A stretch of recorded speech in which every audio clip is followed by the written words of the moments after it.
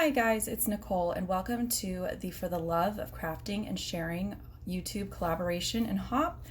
For the month of July, I issued a challenge basically kind of around the phrase "it's hot in here." So I gave some examples as far as ideas to use with the challenge, and it was, how does your family cool off in the summer heat, or use heat embossing, or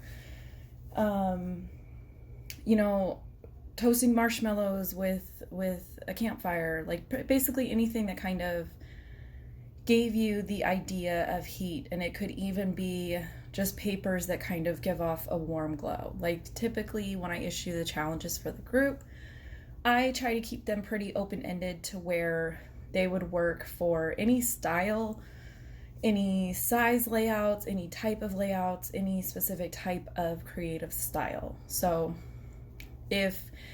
I don't know if any of you guys kind of play along with these challenges at home, but if you were to play along with our July theme of heat, maybe share in the comments below what your layout would be, or if you are playing along, what you're going to do.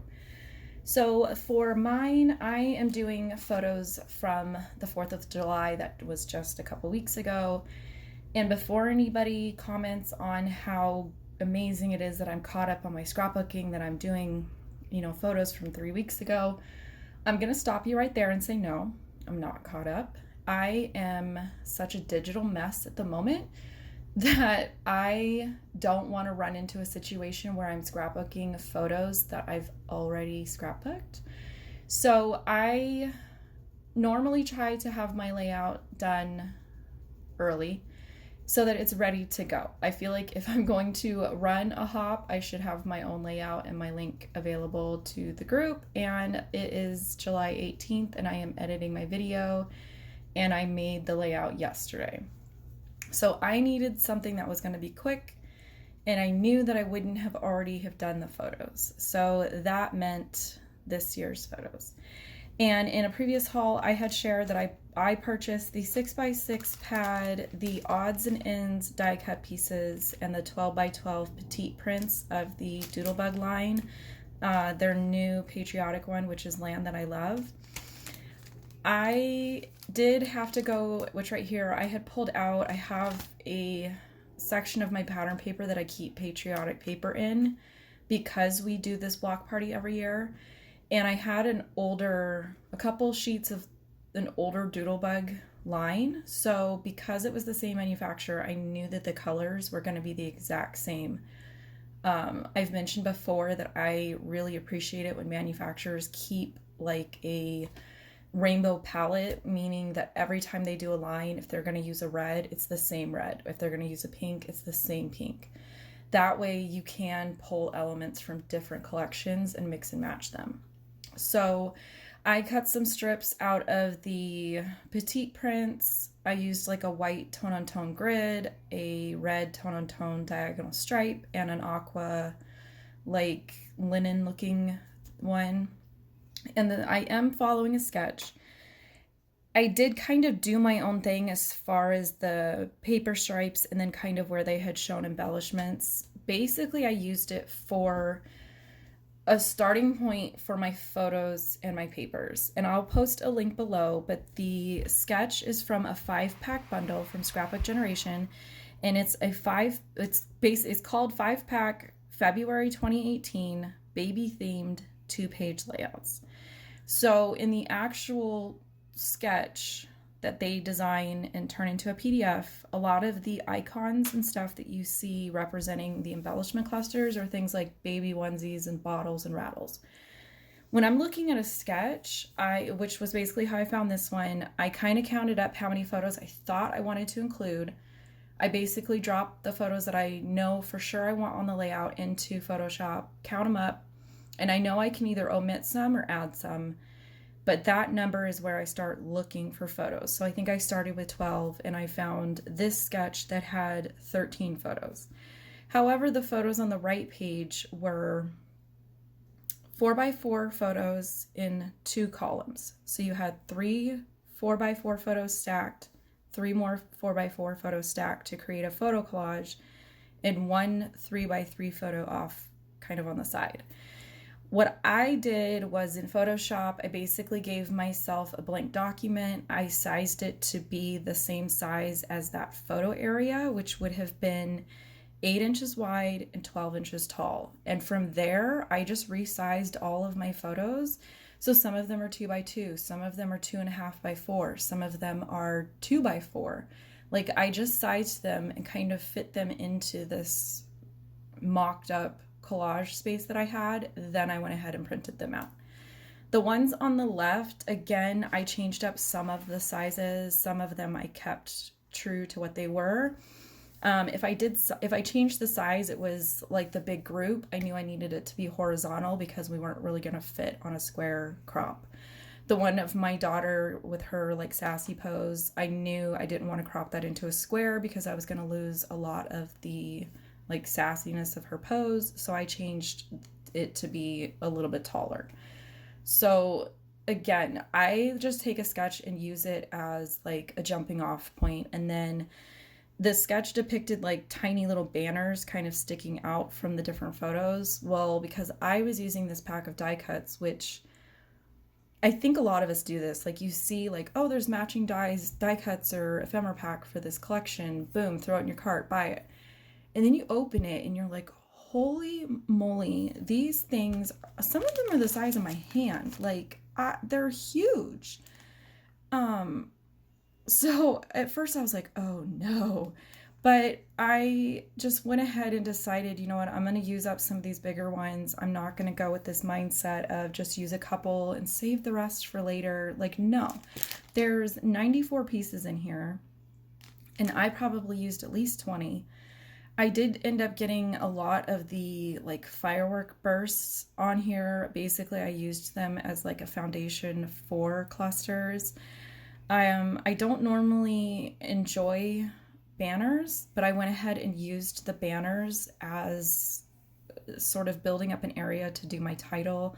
I used one of the large phrases to incorporate as part of my title, so that was kind of fun. And as far as the paper goes, I just used whatever size the firework pattern paper was. That was what size I was going to use. I didn't pay attention to what it needed to be on the actual sketch. I just used what sizes I had left over. And then I went ahead and used a big chunk of it's like a very light gray grid printed on white. So on the video, what you guys are seeing, it just looks like white cardstock. It looks like I didn't put anything there. So later when the photos come up, you guys will be able to see that it's more of a like white and gray tone on tone look. And I like using things like that for areas that I'm going to be putting a title on or something that you kind of need to read. And this is basically where I just start trying to figure out how to use some of these bigger die cuts and what I'm going to do with them. And I think they worked out really good to sort of have peeking out behind the more like whimsical style photo arrangement on this side. Whereas like on the right, you've got a more structured and like linear type of photo arrangement. So I don't know. I did go ahead and before I started filming, I did lay some stuff out on my desk and I took a picture of it. And then even between some of the recorded clips on here, I just kind of kept making sure that things were going to work. I sent a photo to a friend and just kind of got her advice because she uses a ton of Doodlebug. If you guys watch Heather Balzer, you know what I'm talking about. And so I feel like every time I pull Doodlebug out, I just kind of giggle and think about her because it's probably her favorite manufacturer. And I don't know, she just does a really good job of using their like really busy icon papers and some of the embellishments that I tend to kind of be like, oh, I don't know how I would use that.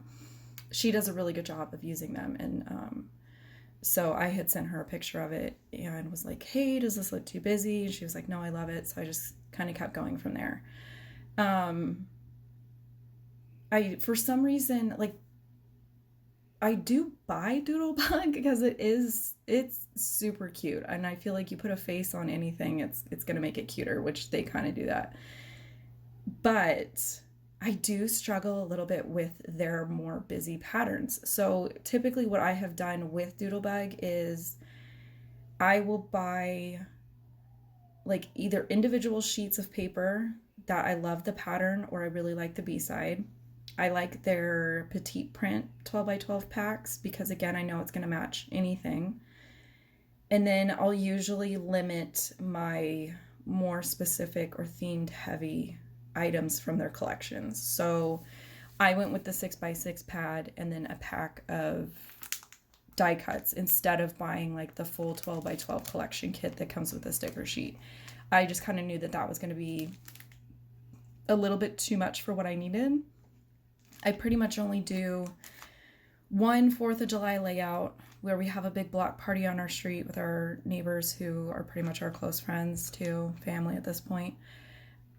And it typically doesn't go past one double page layout. So I don't really have a big need for a ton of patriotic papers. So I do try to limit, like I think Doodlebug comes out with a line every year that's patriotic. And I think I bought the one from this year. And I think the other one I had was probably 3 or 4 years old. So I do really try to limit things and not purchase them just because they're cute and I know they're going to coordinate with a previous line. I really do try to think, okay, if this is a season specific or a holiday specific line, how much will I really get out of it? And I think that that's kind of a good mentality to take, especially when you're shopping.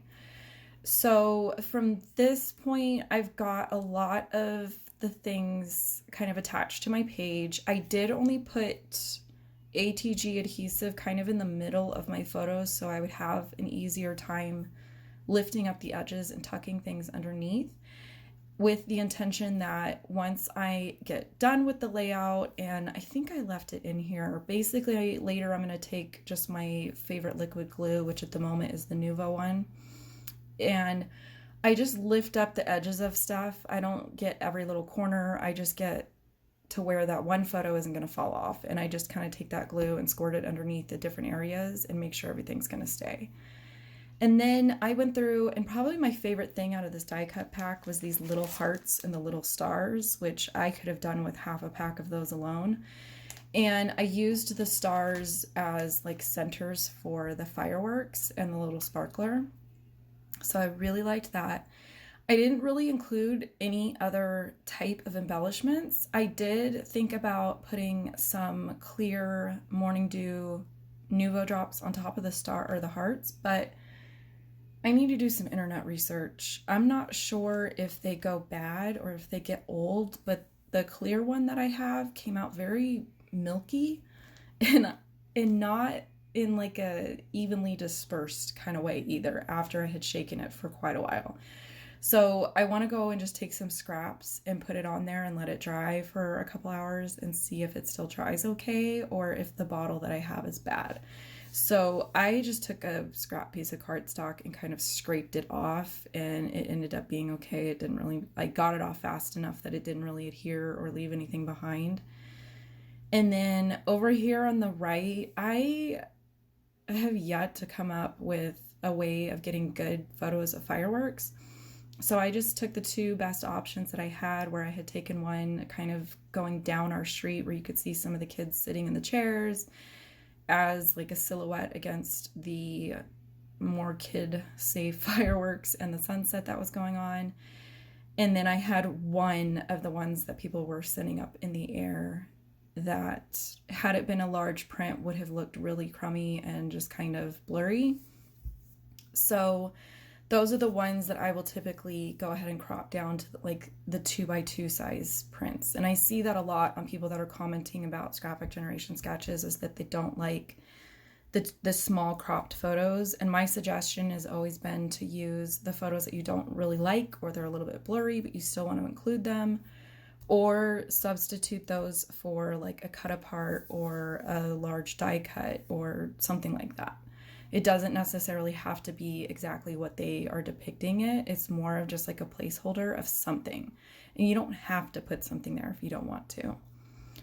And then I had turned off my camera and was like, yay, I'm done. And then completely forgot that I had intentionally left a hole in my photo collage to be able to put my journaling there.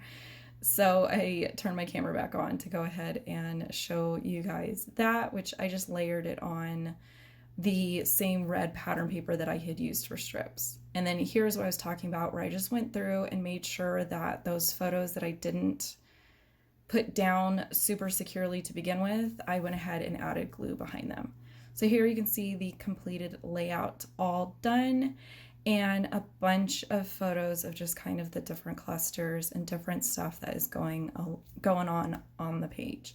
Again, please go ahead and hit that show more box. There will be links to the other videos on the hop, links to where you can find products if they are currently available, links to a gallery at scrapbook.com where I'm trying to be better about posting photos. So if you need to go back to Scraplift or get inspiration from, you guys will have access to that as well. And as always, I appreciate you stopping by, and I'll catch you later. Bye.